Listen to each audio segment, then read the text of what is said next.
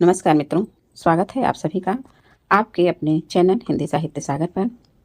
दोस्तों, इसके पिछले वीडियो में हम लोग यहाँ तक पढ़ चुके थे और आज के इस वीडियो में इसके आगे का पढ़ेंगे। तो आइए बिना समय गवाए हम लोग पढ़ना शुरू करते हैं। गोस्वामी तुलसीदास की गुरु परंपरा का क्रम इस प्रकार है। तो देखिए, पहले जो है राघवानंद हैं, इनके बाद रामानंद जी हुए। ठीक है, राघवानंद के शिष्य रामानंद। अब रामानंद के शिष्य जो हैं ये अनंतानंद हैं। अनंतानंद के शिष्य नरहरियानंद हुए, इनको नरहरि दास भी कहा जाता है। और नरहरि दास के जो शिष्य थे वो तुलसीदास हैं। तो ये रहा इन लोगों का गुरु शिष्य परंपरा का क्रम। रत्नावली के निम्न कथन पर तुलसीदास ने वैराग्य धारण किया। और वो कथन कौन सा है रत्नावली का? तो देखिए, लाज न लागत आपको दौरे यावहु साथ, धिक धिक ऐसे प्रेम को कहाँ कहूँ मैं नाथ। अस्थि चर्मम देहमय तामे जैसी प्रीति, तैसी जो श्री राम मह होति न तौ भय भीत। तो ये जो कथन है ये रत्नावली का है और यही कथन सुन करके तुलसीदास जी जो है वैराग्य धारण कर लेते हैं। गोस्वामी तुलसीदास के स्नेही मित्रों में नवाब अब्दुल रहीम खान खाना, महाराज मान सिंह, ये सभी जो हैं ये तुलसीदास के मित्र हैं। तो अब्दुल रहीम खान खाना हैं और महाराज मान सिंह हैं, नाभा दास हैं, सूदन सरस्वती जी हैं और टोडरमल का नाम प्रसिद्ध है। ये लोग इनके मित्र हैं। टोडर की मृत्यु पर तुलसीदास ने कई दोहे लिखे जो निम्न हैं। तो जब टोडर की मृत्यु हो जाती है तो तुलसीदास ने उनकी मृत्यु पर लिखा है कि चार गांव को ठाकुरो मन को महामहीप, तुलसी या कलिकाल में अथय टोडर दीप, राम धाम टोडर गए तुलसी भय असोच, जियबो गीत पुनीत बिनु यह जान संकोच। तो ये जो है तुलसीदास का कथन है और ये किसके लिए कहे हैं? तो टोडर की मृत्यु पर कहे हैं। यहाँ से भी प्रश्न पूछा जाता है। ये पंक्तियाँ दे देगा और कहेगा कि ये तुलसीदास की पंक्ति जो है ये किसकी मृत्यु पर कहा गया है? तो आपका सही जवाब हो जाएगा टोडर। यहाँ पे टोडर द्वीप भी दिया तो टोडर से पकड़ लेंगे कि टोडर की मृत्यु पर कहे हैं तुलसीदास ने। रहीमदास ने तुलसीदास के संदर्भ में निम्न दोहा लिखा है। तो देखिए रहीमदास ने क्या लिखे हैं। ये है सुरतीय नरतीय नागतीय सब चाहती असे होय। ये जो कथन है ये तुलसीदास का है। तो इसी के जवाब में रहीमदास देखिए क्या लिखते हैं। तो ये लिखते हैं कि गोंद लिए हुलसी फिरे तुलसी सो सुत होय। तो ये रहीमदास की पंक्ति हैं। गोस्वामी तुलसीकृत 12 ग्रंथों को ही प्रामाणिक माना जाता है। अब देखिए कहा गया है, यहाँ पे बताया गया है कि जो गोस्वामी तुलसीदास जी हैं इनके सिर्फ 12 ग्रंथ को ही प्रामाणिक माना गया है। इसमें 5 बड़े और 7 जो है छोटे ग्रंथ हैं।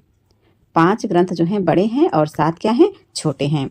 डॉक्टर उदय भान सिंह के अनुसार गोस्वामी तुलसीदास की रचनाएं काल क्रमानुसार निम्नलिखित है। आइए इसको देखते हैं। उदय भानु सिंह के अनुसार तुलसी की रचनाएं वैराग्य संदीपनी, पहली रचना है वैराग्य संदीपनी और ये संभवत 1626-27 की है।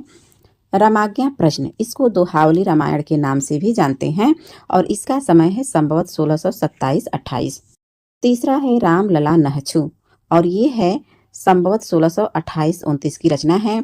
जानकी मंगल 1629-30 की है और रामचरितमानस ये तो बहुत ही महत्वपूर्ण है।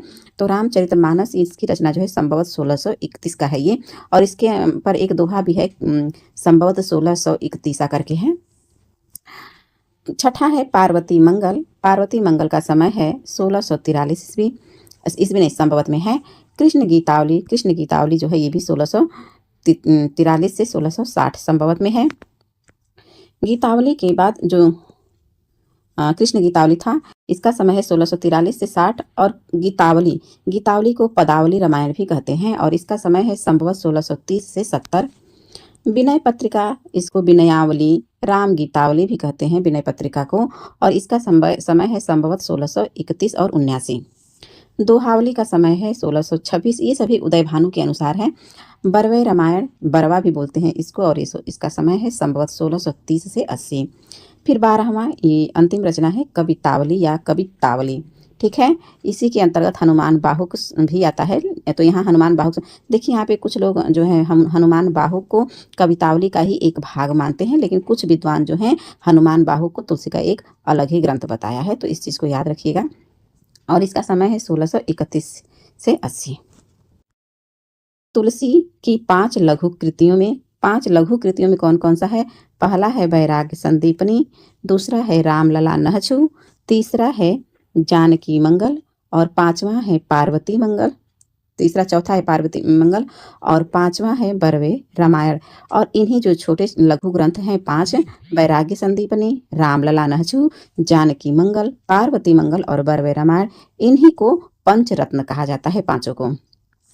कृष्णदत्त मिश्र ने अपनी पुस्तक गौतम चंद्रिका में तुलसीदास की रचनाओं के अष्टांग योग का उल्लेख किया है।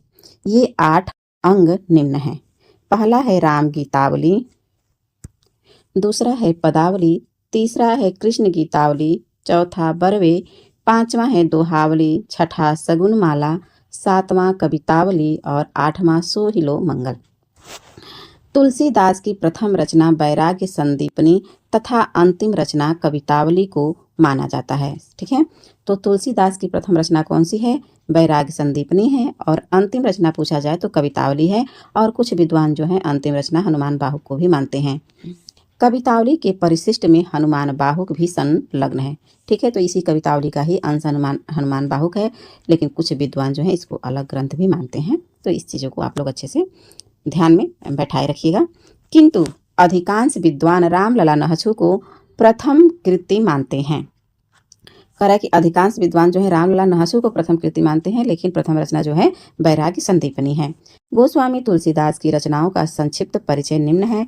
आइए हम लोग देखते हैं। अब इनकी पुस्तक है वैराग्य संदीपनी तुलसीदास की। ठीक है, तो ये मुक्तक है। इसका काव्य रूप कैसा है? तो ये मुक्तक है और ये ब्रज भाषा में लिखा गया है। दोहा और सोरठा छंद में लिखा गया है। बरवे रामाज्ञा प्रश्न यह भी मुक्तक है और लेकिन ये अवधी भाषा में लिखा गया है और इसमें सिर्फ दोहा छंद प्रयुक्त है। रामलला नहछु, तो ये प्रबंध काव्य है। ठेठ अवधि में लिखा गया है रामलला नहछु और ये सोहर छंद में लिखा गया है। इन चीज़ों को अच्छे से कंठस्थ कर लीजिएगा, क्योंकि कोई भी परीक्षा हो तुलसीदास से एक प्रश्न तो जरूर ही पूछा जाता है। अब है जानकी मंगल, ये भी प्रबंध है और ये भी अवधी भाषा में ही लिखा गया है और ये सोहर जो है छंद सोहर है, हंस गति भी बोलते हैं इसको। और ये जो जानकी मंगल है इसमें 216 छंद हैं। कितने हैं? तो 216 छंद हैं। रामचरितमानस ये क्या है? ये भी एक प्रबंध काव्य है। अवधी भाषा में लिखा गया है, दोहा चौपाई छंद में लिखा गया है और इसमें 1074 दोहा है रामचरितमानस को। ये आप लोग एकदम कंठस्थ कर लीजिएगा। ये रामचरितमानस प्रबंध काव्य है। रामचरितमानस की भाषा अवधी है। दोहा चौपाई छंद में लिखा गया है, जिनमें 1074 दोहा है और इसमें रस कौन सा है? तो भक्ति रस है। कितने कांड हैं? तो 7 कांडों में ये विभक्त है। क्या? तो रामचरितमानस। अब है पार्वती मंगल, तो पार्वती मंगल भी प्रबंध काव्य है। अवधी भाषा में लिखा गया है और इसमें छंद मंगल, हरि और गीतिका है और कुल छंद 164 है इसमें। कृष्ण गीतावली, इसको गीति काव्य रूप है। ये गीति काव्य है कृष्ण गीतावली, ब्रज भाषा में लिखा गया है और 61 छंद है। गीतावली क्या है? ये भी गीति काव्य है, ब्रज भाषा में लिखा गया है, वात्सल्य है और भक्ति रस है इसमें। और इसमें 7 कांड है। देखिए अभी तक 7 कांड वाले 2 मिले, एक रामचरितमानस और दूसरा है गीतावली। विनय पत्रिका, इसका काव्य रूप देखा जाए तो ये गीति काव्य है विनय पत्रिका और ब्रज भाषा में लिखा गया है। 279 दोहे हैं और 279 छंद हैं और ये भक्ति रस में लिखा गया है। दोहावली ये मुक्तक है, ब्रज भाषा में लिखा गया है दोहावली। दोहा सोरठा छंद है और कुल छंदों की संख्या 573 है। बरवे रामायण ये मुक्तक है, अवधी भाषा में है और इसमें छंद प्रयुक्त हुआ है बरवे छंद और 69 जो है छंद हैं। इसमें कुल 69 छंद हैं। कवि और देखिए इसमें 7 कांड हैं। तीसरे नंबर पर ये आया बरवे रामायण, जिनमें 7 कांड है। अब है कवितावली, ये मुक्तक है, ब्रज भाषा में लिखा गया है, कवित्त छप्पय छंद में लिखा गया है और इसमें भी 7 कांड है। तो तुलसीदास की 4 ऐसी रचना हैं जिसमें 7 कांड मिलते हैं। तो ये चीज़ें आप लोग याद रखिएगा। रामचरितमानस की रचना संभवतः 1631 में चैत्र शुक्ल रामनवमी मंगलवार को हुआ। इसकी रचना में कुल 2 वर्ष 7 महीना 26 दिन लगा। ठीक है, जो रामचरितमानस है इसकी रचना संभवतः 1631 ईस्वी में चैत्र शुक्ल के रामनवमी दिन मंगलवार को हुआ और इसकी रचना में कुल कितना समय लगा? तो 2 वर्ष 7 माह 26 दिन। इसको याद करने का ट्रिक बस यही याद रख लीजिएगा कि पहले 27 फिर 26, ठीक है? पहले 27 फिर 26, तो 27 से 2 वर्ष 7 महीना और 26 दिन। रामाज्ञा प्रश्न एक ज्योतिष ग्रंथ है। यहाँ से प्रश्न खूब पूछा जाता है कि रामाज्ञा प्रश्न जो है ये किस प्रकार का ग्रंथ है? तो ये एक ज्योतिष ग्रंथ है। कृष्ण की तावली में गोस्वामी जी ने कृष्ण से संबंधित पदों की रचना की तथा पार्वती मंगल में पार्वती और शिव के विवाह का वर्णन किया है। जो कृष्ण की तावली है इसमें तुलसीदास जी हैं, वो कृष्ण से संबंधित पदों की रचना करते हैं और वहीं पे जो पार्वती मंगल है इसमें पार्वती और शिव के विवाह का वर्णन किया गया है। रामचरितमानस और कवितावली में गोस्वामी जी ने कली काल का वर्णन किया है। यहाँ से प्रश्न खूब पूछा जाता है कि कली काल का वर्णन किसमें किया गया है? तो हमारा सही जवाब हो जाएगा रामचरितमानस और कवितावली में। कवितावली में बनारस यानी काशी के तत्कालीन समय में फैले महामारी का वर्णन उत्तरकांड में किया गया है। इसको आप लोग कंठस्थ कर लीजिएगा। प्रश्न यहाँ से पूछा जाता है कि किस रचना में काशी के तत्कालीन समय में फैले महामारी का वर्णन है? तो कवितावली में, ठीक है। और कवितावली के किस कांड में काशी के तत्कालीन समय में फैले महामारी का वर्णन है? तो उत्तरकांड में। यहाँ पे 2 तरह से प्रश्न पूछा जाता है। तुलसीदास ने अपने बाहु रोग से मुक्ति के लिए हनुमान बाहु की रचना की। हनुमान बाहु की रचना तुलसीदास ने क्यों की? तो अपने बाहु रोग से मुक्ति के लिए की थी। आचार्य रामचंद्र शुक्ल ने रामचरितमानस को लोक मंगल की साधनावस्था का काव्य माना है, ठीक है। आचार्य रामचंद्र शुक्ल ने रामचरितमानस को लोक मंगल की साधनावस्था का काव्य माना है। मानस यानी रामचरितमानस में 7 कांड या सोपान है जो क्रमशः इस प्रकार है। तो इसका क्रम देख लीजिए। कई परीक्षाओं में बस यहीं से प्रश्न पूछ देता है, क्रम लगाना है, कौन सा क्रम सही है। इसमें रहेगा 4 ठो और चारों का क्रम लगाना रहता है। तो देखिए पहले नंबर पर बाल कांड है, अयोध्या कांड है, अरण्य कांड है, फिर किष्किंधा कांड, सुंदर कांड, लंका कांड और उत्तरकांड। तो इसको आप लोग कोड कर सकते हैं कि एक बालक था, ठीक है, जिसका जन्म अयोध्या में होता है, फिर वह अरण्य में जाता है, किष्किंधा से मित्रता करता है, फिर सुंदर बन जाता है, किष्किंधा से मित्रता करता है और किष्किंधा कैसा रहता है? सुंदर रहता है। फिर दोनों लंका में जाते हैं, वहाँ पर जो है उत्तरकांड करते हैं।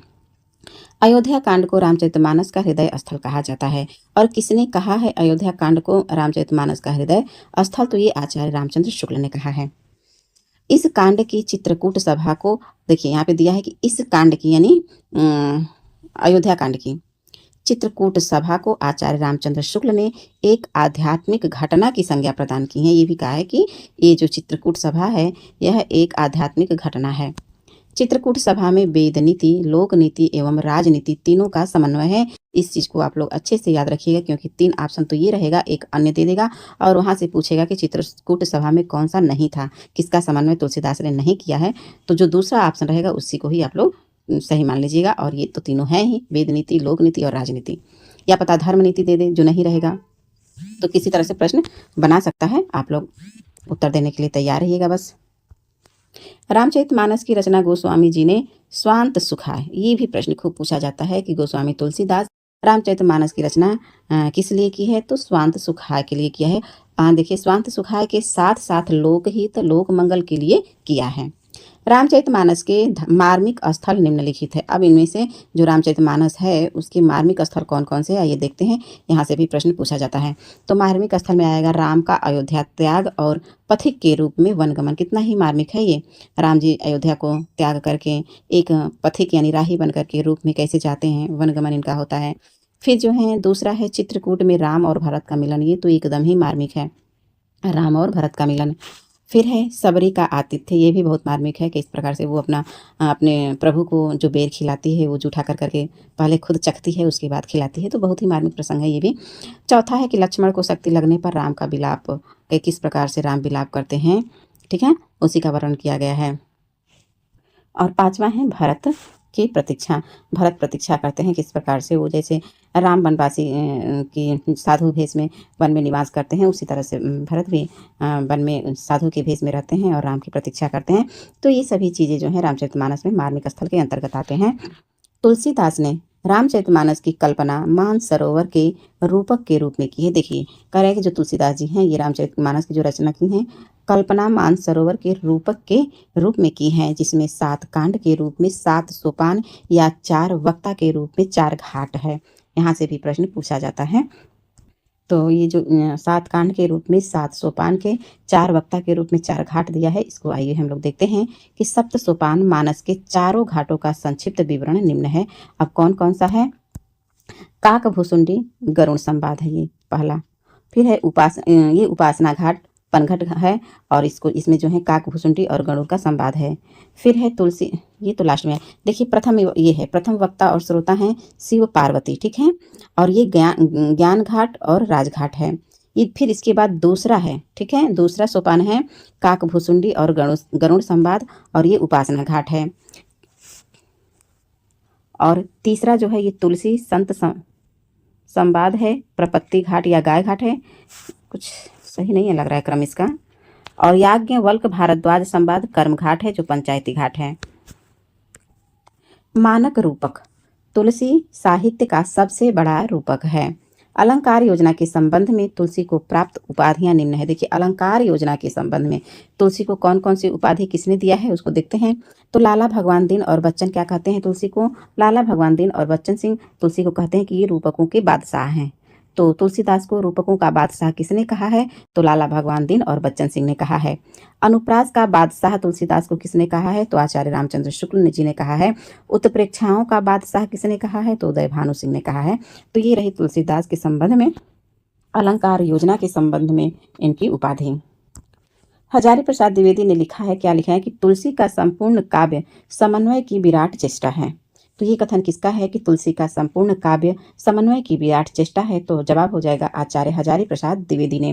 रामचरितमानस पर सर्वाधिक प्रभाव आध्यात्म रामायण का पड़ा है। किसका पड़ा है रामचरितमानस पर सर्वाधिक प्रभाव? तो आध्यात्म रामायण का पड़ा है।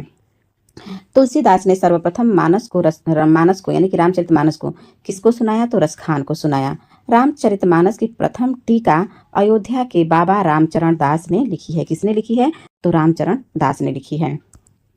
रामचरितमानस के संदर्भ में रहीम दास ने लिखा है, क्या लिखा है कि रामचरितमानस विमल संतन जीवन प्राण हिंदुवान को वेद संयवन ही प्रकट कुरान। तो ये रामचरितमानस के संदर्भ में किसने लिखा है? रहीम दास ने लिखा है। इसको आप लोग कंठस्थ कर लीजिएगा। भिखारी दास ने तुलसी के संबंध में क्या लिखा है?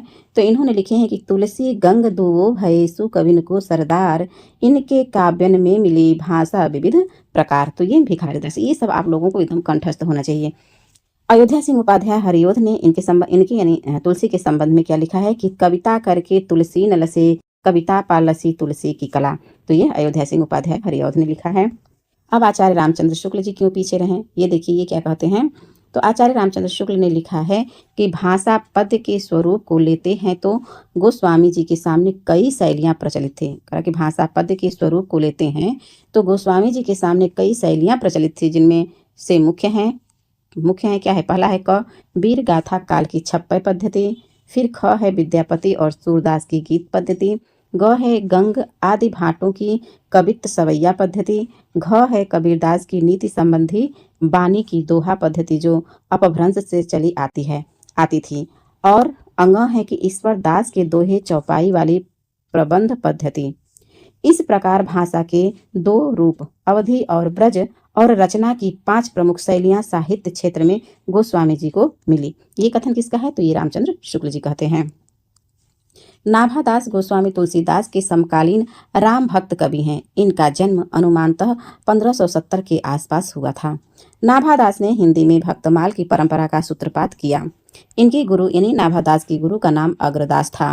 डॉक्टर ग्रियर्सन ने नाभादास का उपनाम नारायण दास बताया है। किसने नारायण दास बताया है नाभादास का उपनाम? तो ग्रियर्सन ने। डॉक्टर ग्रियर्सन ने नाभादास का उपनाम नारायण दास बताया है। ग्रियर्सन ने नारायण दास उपनाम किसका बताया है? तो नाभादास का। नाभादास ने सन 1585 ईस्वी और संवत में देखा जाए तो 1642 ईस्वी के आसपास ब्रज भाषा में भक्तमाल की रचना की है। भक्तमाल में 200 कवियों का जीवन वृत्त और उनकी भक्ति की महिमा सूचक बातों को 316 छप्पयों में लिखा गया है। सन 1712 ईस्वी में प्रियादास ने भक्तमाल की टीका रसबोधिनी शीर्षक से ब्रज भाषा के कवित्त सवैया में लिखी। नाभादास ने रामचरित से संबंधित 2 अष्टयामों की रचना की जो संस्कृत के चंपू काव्य शैली में रचित है। तो नाभादास ने रामचरित से संबंधित 2 अष्टयामों की रचना की। किस भाषा में? तो संस्कृत भाषा में की, चंपू काव्य शैली में। नाभादास ने अष्टयाम की रचना श्रृंगार भक्ति अथवा रसिक भावना लेकर की है। इनकी अन्य विशेषताएं निम्न है। तो अष्टयाम देखिए, एक अष्टयाम ब्रज भाषा में है और इसमें गद्य में राम और सीता के 8 पहरों का वर्णन है जो ब्रज भाषा में है, और एक अष्टयाम मिलता है अवधी भाषा में, दोहा चौपाई शैली में राम सीता का वर्णन है। किसमें? दोहा चौपाई शैली में। नाभादास द्वारा विभिन्न कवियों के संदर्भ में भक्तमाल में कही गई महत्वपूर्ण पंक्तियां निम्नलिखित है। तो देखिए, जो नाभादास थे ये अपनी रचना भक्तमाल में विभिन्न कवियों के बारे में क्या क्या कहे हैं। तो यहाँ कबीरदास के बारे में कहे हैं कि कबीर कानी राखी नहीं वर्णाश्रम सट दर्शनी। तो कबीर कानी राखी नहीं वर्णाश्रम सट दर्शनी, ये किस कवि के विषय में कहा गया? एक प्रश्न ये हो जाएगा। तो हमारा सही जवाब होगा कबीरदास। किसने कहा है? तब हमारा जवाब हो जाएगा नाभादास ने कहा है। अपने किस ग्रंथ में कहा है? तो भक्तमाल में कहा है। भक्तमाल में कहा है। ऐसे एक ही प्रश्न से कई प्रश्न निकल जाएंगे। मीराबाई के संदर्भ में देखिए क्या कहा गया है भक्तमाल में। निरंकुश अति निडर रसिक जस रसना गायो, ये मीराबाई के संदर्भ में कहा गया है। तुलसीदास के संदर्भ में देखिए, त्रेता काव्य निबंध करी सतकोटि रसायन, एक अक्षर उच्चरे ब्रह्मात्यादि परायण, अब भक्तन सुख दैन बहुरी लीला विस्तारी, रामचरण रसमत रहत अहनिशि व्रत धारी, संसार अपार के पार को सुगम रूप नौका लियो, कली कुटिल जीव निस्तार हित बाल्मीकि तुलसी भयो। तो ये इतना लंबा चौड़ा तो नहीं पूछता है, सिर्फ यही लाइन पूछ देता है कि कली कुटिल जीव निस्तार ही बाल्मीकि तुलसी भयो। ये किसका है? तो ये नाभादास का है। किसके विषय में कहे हैं? तुलसीदास के विषय में कहे हैं। सूरदास जी के संबंध में देखिए कहे हैं कि उक्ति चोज अनुप्रास वरण अस्थिति अति भारी, वचन प्रीति निर्वाह अर्थ अद्भुत तुक धारी, विमल बुद्धि गुण और को जो वह गुण सुननी धरे, सूर कवित सुनि कौन कवि जो नहीं सिर चालन करे। तो ये सूरदास के संदर्भ में भक्तमाल में कहा गया है। नंददास के संदर्भ में देखिए, लीला पदरस रीति ग्रंथ रचना में नागर, सरस उक्ति युक्ति भक्ति रह गान उजागर। अब ये तो नहीं पूछा जाता है, यहाँ से पूछा जाता है कि चंद्रहास अग्रज सुहृद परम प्रेम पथ में पगे, नंददास आनंद निधि रसिक सुप्रभु हित रंग मंगे। तो क्या पता अब इसको न पूछ करके इसको पूछ ले, तो हमें तो चारों पंक्ति याद रखनी है। ठीक है, तो इस चीज को ध्यान रखिएगा। अष्टयाम में नाभादास ने लिखा है, क्या लिखा है कि अवधपुरी की शोभा जैसी कहीं नहीं सकहीं शेष श्रुति तैसी। तो ये किसकी लाइन है? अष्टयाम की लाइन है। किसने कहा है? तो नाभादास ने कहा है। अब देखते हैं हम लोग केशवदास को। तो केशवदास का जन्म बुंदेलखंड के ओरछा नामक नगर में सन 1555 ईस्वी में और मृत्यु सन 1617 ईस्वी में हुआ था। ये है केशवदास। इनका जन्म बुंदेलखंड के ओरछा नामक नगर में 1555 ईस्वी में हुआ था और इनकी मृत्यु 1617 ईस्वी में हुआ था। केशवदास का उपनाम वेदांती मिश्र था और ये निम्बार्क संप्रदाय में दीक्षित थे। केशवदास ओरछा नरेश महाराज राम सिंह के भाई इंद्रजीत सिंह के गुरु और राजाश्रित कवि थे। केशवदास की रचनाओं का कालक्रमानुसार संक्षिप्त परिचय निम्नलिखित है। आइए एक एक करके सबको देखते हैं। रसिक प्रिया, ये 1591 ईस्वी की रचना है। इसमें 16 प्रभाव है और ये रीति ग्रंथ है। रस जो है श्रृंगार रस का इसमें वर्णन किया गया है रसिक प्रिया में। रामचंद्रिका 1601 ईस्वी की रचना है। 39 प्रकाश है, प्रबंध काव्य है और राम के चरित्र पर ये आधारित है। कवि प्रिया 1601 की है, 16 प्रकाश है और यह भी रीति ग्रंथ है। अलंकारों का वर्णन किया गया है इसमें। रतन बावनी 1607 की है, 53 छंद हैं। प्रबंध काव्य है, डिंगल शैली का एक राजनीति ग्रंथ है। किस प्रकार का ग्रंथ है ये? तो राजनीति ग्रंथ है। वीर सिंह देवचरित 1607 की ये भी रचना है। ये दोनों रचना 1607 की हैं, लेकिन इसमें 33 प्रकाश है और ये प्रबंध काव्य है। वीर सिंह देव पर आधारित ऐतिहासिक काव्य है ये। विज्ञान गीता 1610 का है, 21 प्रभाव है और ये भी प्रबंध काव्य है। प्रबंध चंद्रोदय का अनुवाद किया गया है ये। जहांगीर जस चंद्रिका 1612 का है, प्रबंध काव्य है। जहांगीर के दरबार का वर्णन है। नक्शिक रीति ग्रंथ है। राधा के अंगों उपांगों के का वर्णन किया गया है इसमें। एक मिलता है छंदमाल, ये रीति ग्रंथ है और ये छंदों का वर्णन है इसमें। आचार्य विश्वनाथ प्रसाद मिश्र, डॉक्टर नगेंद्र और गणपति चंद्र गुप्त प्रभृत विद्वानों ने केशवदास को हिंदी में रीति काव्य का प्रवर्तक माना है। देखिए, जो विश्वनाथ प्रसाद मिश्र, डॉक्टर नगेंद्र, गणपति चंद्र गुप्त, इन लोगों ने रीति काव्य का प्रवर्तक जो है केशव दास को माना है, लेकिन आचार्य रामचंद्र शुक्ल नहीं माने हैं। आप लोग कमेंट करके बताइएगा कि रीति काल का प्रवर्तक आचार्य रामचंद्र शुक्ल ने किसे माना है।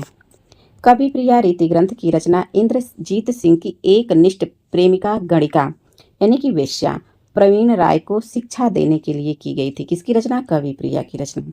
आचार्य रामचंद्र शुक्ल केशव को अलंकारवादी मानते हैं। केशव दास ने स्वयं लिखा है। अलंकारवादी मानते हैं आचार्य रामचंद्र शुक्ल केशव को, ठीक है, लेकिन प्रथम कवि नहीं माना है, अलंकार रीति काव्य का प्रवर्तक नहीं माना है। देखिए केशव दास ने स्वयं क्या लिखा है कि यद्यपि सुजति सुलक्षणी सुवर्ण सरस सुवृत्त भूषण बिनु न विराजई कविता बनिता मिति। ये लाइन खूब पूछा जाता है, किसका है? तो ये केशव दास का है।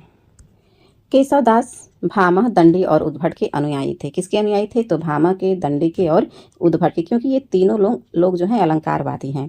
ऐसा माना जाता है कि केशव दास ने रामचंद्रिका की रचना तुलसीदास के रामचरितमानस की प्रतिस्पर्धा में एक रात में की है। ठीक है, कितने रात में? एक रात में।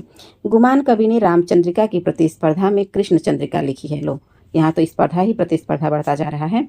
तो देखिए जो केशव दास हैं ये रामचंद्रिका रामचरितमानस की प्रतिस्पर्धा में लिखते हैं, तो एक नए कवि गुमान कवि आते हैं, तो ये रामचंद्रिका की प्रतिस्पर्धा में कृष्ण चंद्रिका लिख दिए। आचार्य रामचंद्र शुक्ल ने केशव दास की कटु आलोचना करते हुए लिखा है। किसने? आचार्य रामचंद्र शुक्ल ने केशव दास की कटु आलोचना करते हुए क्या लिखे हैं कि केशव को कभी हृदय नहीं मिला था, उनमें वह सहृदयता और भावुकता न थी जो एक कवि में होनी चाहिए। वे संस्कृत साहित्य से सामग्री लेकर अपने पांडित्य और रचना कौशल की धाक जमाना चाहते थे। लोग कितनी बड़ी बात कर दी, क्योंकि यहाँ पे भामदंडी उद्भट के अनुयायी भी थे ये, तो ये वही करें कि वे संस्कृत साहित्य से सामग्री लेकर के अपने पांडित्य और रचना कौशल का धाक जमाना चाहते थे, क्योंकि केशव को कभी हृदय नहीं मिला था। ये कथन किसका है?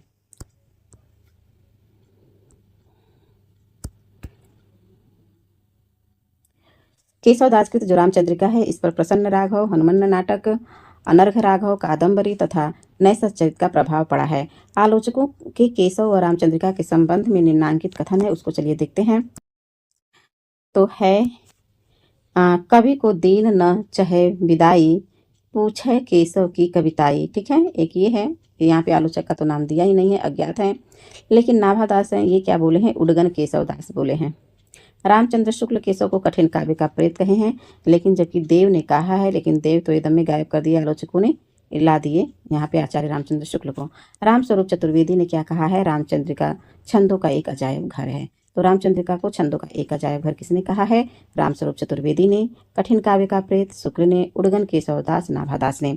सेनापति को देख लेते हैं कि सेनापति का जन्म सन 1589 ईस्वी के आसपास माना जाता है। इनके गुरु का नाम हीरामणि दीक्षित था। तो सेनापति के गुरु का नाम क्या था? हीरामणि दीक्षित। सेनापति द्वारा रचित 2 ग्रंथ निम्नलिखित है। पहला है कवित्त रत्नाकर, दूसरा है काव्य कल्पद्रुम। कवित्त रत्नाकर, इसमें 5 तरंग है। यहाँ से ही प्रश्न पूछ देता है कि कवित्त रत्नाकर में कितने तरंग हैं? तो 5 तरंग है और 394 छंद हैं। ठीक है, 394 छंद में रामकथा का वर्णन है। काव्य कल्पद्रुम, इसे एक रीति ग्रंथ माना जाता है। आचार्य रामचंद्र शुक्ल ने सेनापति के संदर्भ में लिखा है, क्या लिखे? कि ये बड़े ही सहृदय कवि थे। ऋतु वर्णन तो इनके जैसा और किसी श्रृंगारी कवि ने नहीं किया। तो ये देखिए आचार्य रामचंद्र शुक्ल सेनापति को कहते हैं कि ये बड़े सहृदय कवि थे। किसको? सेनापति को। और इनको कवि हृदय नहीं मिला, वो केशव को कहते हैं। सेनापति ब्रजभाषा के कवि हैं। किस भाषा के? ब्रजभाषा के कवि हैं। इनका सर्वाधिक प्रिय अलंकार श्लेष अलंकार है। अन्य राम भक्त कवि निम्नांकित हैं, आइए देखते हैं। प्राणचंद चौहान का है रामायण महानाटक, माधव दास का है रामरासो और आध्यात्म रामायण,